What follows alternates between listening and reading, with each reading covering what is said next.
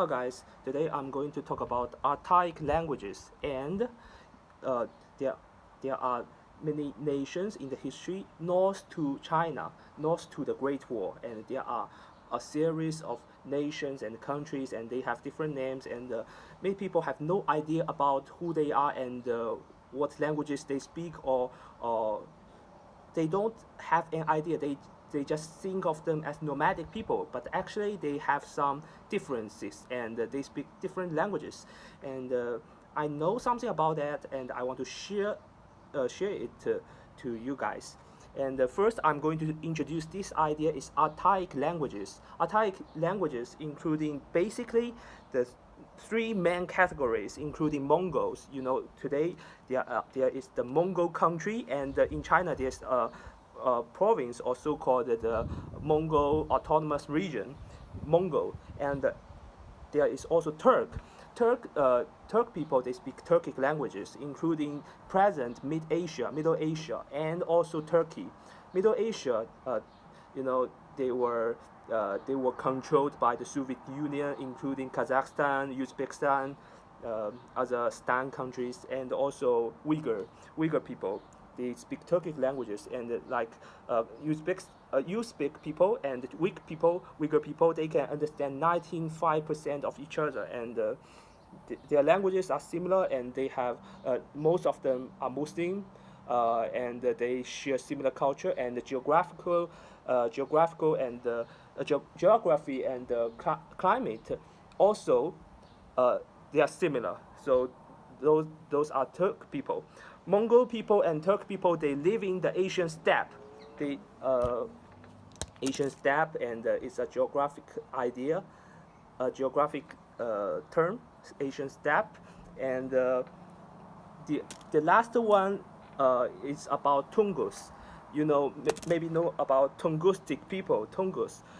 And most famous one is Manchuria, because Chinese people were ruled by Manchurian people, and they from the present northeast of China. And of course, in the past, they are not controlled by Chinese, but later they conquered China, they defeated China, and they are a very small nation, but they ruled China. So you may know about the Qing Empire, Qing Chinese Empire, as Manchurian Empire or Qing Empire, because the ruling class is Manchus, and they ruled Chinese, Tibetans, Mongols, and Uyghur Muslims, and their ancestor also established a dynasty in China, in the land of China, including Jurchen.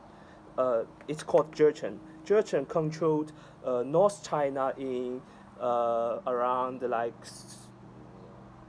12th century, 12th century, and Manchurian people ruled China in the late 17th century, from 1644 to 1911.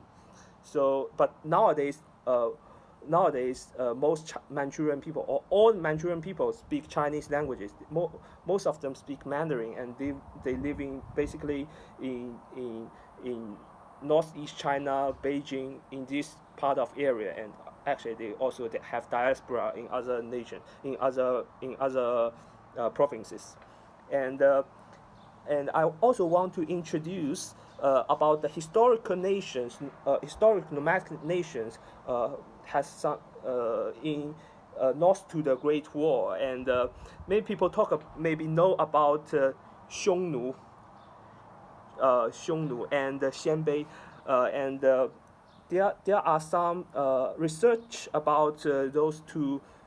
Maybe they are not so nation. Maybe they are the alliances of those nomadic peoples. But the most widely accepted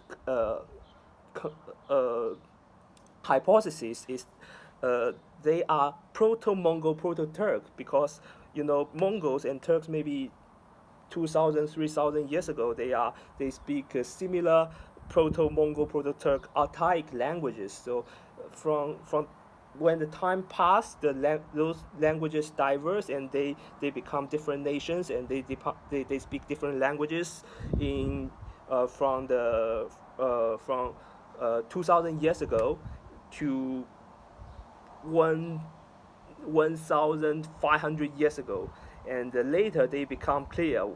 Later, when the Genghis Khan, when the Mongol Empire established, we know they are Mongols. But before they are, we don't know. Maybe they are Mongol or Turk. Maybe they are just some tribes. They are tribes. They are alliances of different tribes, but they share similar culture.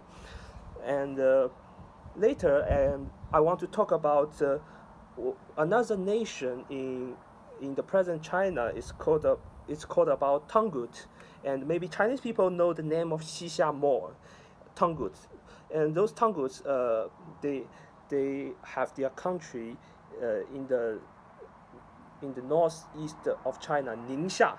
Ningxia, actually, those xia is the same xia of XiXia, and I think most of the Hui Muslim, Chinese Muslims, Chinese-speaking Muslims, they are the descendants of Tanguts people, and of course they have some blood from Arabian and the Persian, but local people should be the majority.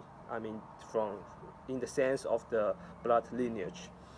And I think that's all. And I hope everybody can can read the history with an open mind, and compare different perspectives. Yeah, and I think the linguistics, the languages, when you analyze languages, it will be much more clear to think about those historical events and those nations or countries in the history. And yeah, that's it. Thank you. Have a nice day. Bye bye.